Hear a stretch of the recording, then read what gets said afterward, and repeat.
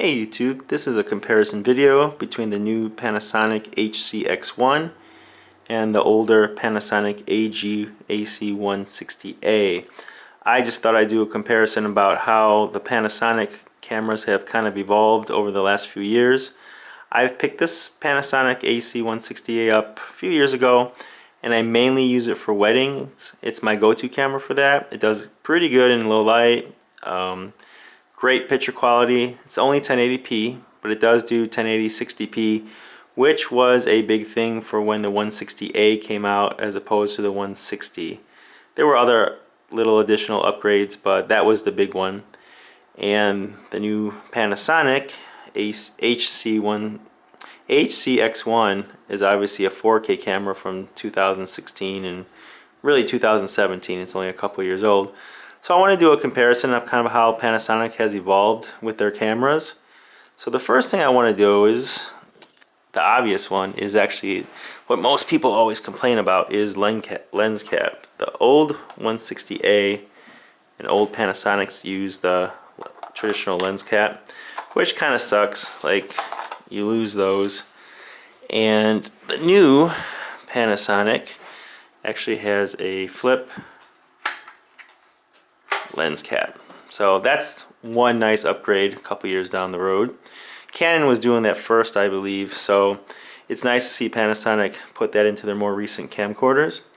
But just size-wise, you can see, I don't know if you can tell from the video, I'll have to pull them down and do a comparison, but this is a lot larger than the new HC-X1. Not a ton, but it is noticeably larger, where if you had to carry it around with you, it would get kind of heavy. So I do like the new form factor of the HC-X1. Something else that I've noticed with the Panasonic is the plastic. Now if you hear this, it sounds very cheap. Now I've never dropped it, don't plan on ever dropping it, and I'm very careful with my gear, but the build quality just feels plasticky, kind of hollow. It's hard to explain, but it feels very hollow. Where the new HC-X1 feels very solid. I like to compare it to my Sony NX100, which just feels like a rock. Like if you were to drop it, nothing would happen. But that is one major difference, and the plastic is textured. I don't know if you can kind of see like the black dots in it, but where this one is more just smooth. But build quality wise, I really feel like they've stepped it up a notch in the last few years. The new HC-X1 feels very solid. Another major difference is on the 160A, you have your traditional, XLR inputs on top, where nowadays Panasonic actually does one on top here and the other one is down here on the bottom. And I apologize, my dogs are walking around now. Speaking of audio, since we're talking about the XLR inputs, you'll notice that on the 160A it has your switches here on top, but your level controls on the bottom. Where on the new HC-X1 you have everything right behind one door, which I like, and it's covered, so there's no chance of hitting it. Let's see, what else? LCD screens. Well, your 160A has your traditional off to the side. Not a big deal, and you got a lot of different controls here on the inside of the LCD screen. Where on the new HC-X1, you are going to have to pull out here and flip it up. So I'm not sure if I like this on the HC-X1 better or the old traditional. This seems more durable over time, where if you were, I've never seen like hinges go bad. Something about this sliding in and out, I don't know what kind of mechanism there is, that kind of worries me over time, but I guess we will see how that goes. And then obviously to put this back, it just slides in there, and it's got a good little oomph to it to give it a good push to put it back in. Again, obviously this just closes. Let's look at the controls on the bottom.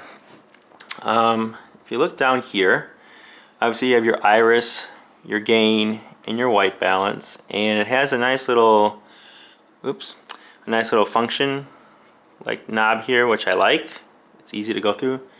Where here, Panasonic has went with, you push a button basically, and you use this little dial here to change what you'd like to change, which I do like that, but it does have some limitations. It just whatever you like, I guess. But the one thing I will say here, when you're dealing with your gain, obviously you're like your low, medium, high. So let's pretend you go 0, 6, and 12 dB of gain.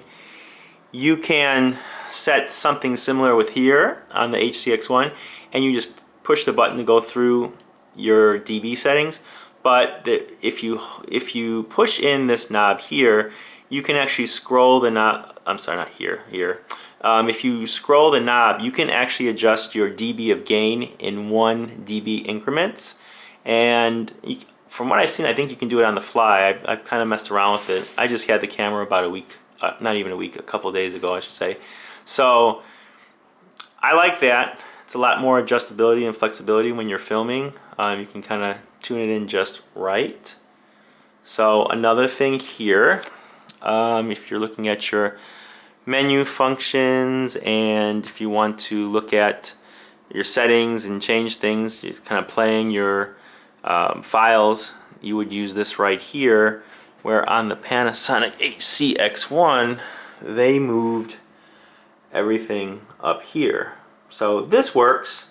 My only concern with this would be if you have it up on a tall tripod or glide cam or something, it might be difficult to reach on top and see what you're pushing, but I suppose it's just something you have to get used to. Oh, and another thing I forgot to mention too, on the LCD, this one is actually touchscreen, where this one is not. Another difference I've noticed between the two cameras is on the original AG-AC160A, if you want to adjust your scene files depending where you're filming, it's got this nice little switch right here. You just kind of roll it, very easy to get to. Where on the new HC-X1, it is buried in a menu. Not a big deal. You can this wheel here has numerous functions. You can push it in and you can pull up your shutter, your gain, white balance, a number of things. And you can also pull up your scene files if you tap the screen on where it says menu, and you can adjust them pretty quickly. So it's not a big deal, but obviously having this dial right here on top is pretty nice. It's very convenient. Speaking of other features, let's talk about our ND filters. On the 160A, you have a little dial up here, and you just switch it. It's got a nice little click to it, so you can definitely feel when you're doing it. On the new HC-X1, it is just a little dial here, and you just flip it up, so you can hear that. So it's very responsive, clicks as well, so not a big deal. I actually think that this one is a lot easier to move. You have to grip this one a little. It's hard to explain, but it doesn't have a lot of, the button's not really tall, so you have to kind of grip it uniquely to turn it, but it does have a little groove right here, but definitely easier on the new HC-X1. And how are they the same? Well, they both have your focus, zoom, and iris. Same thing here, focus, zoom, and iris. This does have user buttons to program. You got your OIS up there and your user 1, 2, and 3. This one has your user 1, 2, and 3 right here. It has your OIS button here. It's got your viewfinder where you can turn it on where if you go in front of it, the screen turns off, or you can turn that function off completely. Again, all these buttons are programmable. Same with these. It just depends where they are, I guess, and what you get used to. This one does have another, if we look here, it does have another user button programmable here, and we do have one here as well, which is used for your white balance. Oh, hope that's focused. So that can all be programmed as well, so not a big deal. So function button wise, user buttons, you have a lot of variety and you can program them however you want. I mean, there's a ton of user buttons. I think there's 12 total on here. I'm not sure how many are on here on the 160A, but on the new HC-X1 there's 12 if I remember right. And going back to the lenses really quick, I don't know if you can see here, but on the AG-AC160A, it has, for your zoom here, it's got this little thing here, where on the HC-X1 it's just very smooth. So a little different. You know, I guess you get used to it, but I like this. I like to put my hand like this, so when I'm zooming I don't really feel like I use this a lot as far as like the little knob thing sticking out the top, so it's all good. If we go to the top of our camera here, this is the 160A, you can see our record button. You have a zoom rocker here and a number of holes for mounting the camera.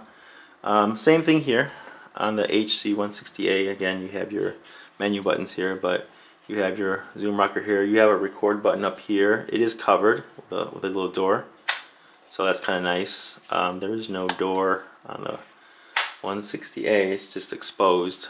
And you have a variety of mounts here. You actually have 4 as opposed to the 3.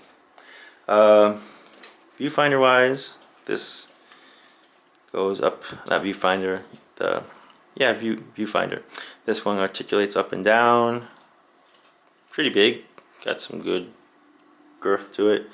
This one is more wide and flat, but again, this one articulates up and down as well. Eye cups, this looks about the same on both of them. I can't imagine one's bigger than the other. So, and up front here, you can see where the microphone is on that, as opposed to the microphone on the 160A. And they both have a shoe mount on top. So those are just some differences and things I've noticed about both cameras. Again, I've only had this one for a couple days. It came in on Friday, but I've had this one for a few years. If you are looking for a really great HD camera, I love this 160A for weddings, and I'm hoping that I'll love this one as well to use and match the scene profiles up and save me some time editing and post. But the verdict right now on the new HC-X1 is I love it. You've probably seen a couple videos pop up on my channel with it. I got more tests I'm going to be doing, and obviously testing out the 4K as opposed to just HD. But this does film 4K and all 1080p file, profiles and codecs as well. This one is strictly an HD 1080p 60p camera. It has other functions, but codec wise you're just looking at 1080p camera. But I love it. It does well for weddings if that's what you film for. It does well in bars if you're filming bands. Nothing but great results. Clients are very happy with it. So I'm hoping to get a lot of use out of this one as well. So thanks for watching. Hope you enjoyed the video, and subscribe, like, do what you do. Thank you.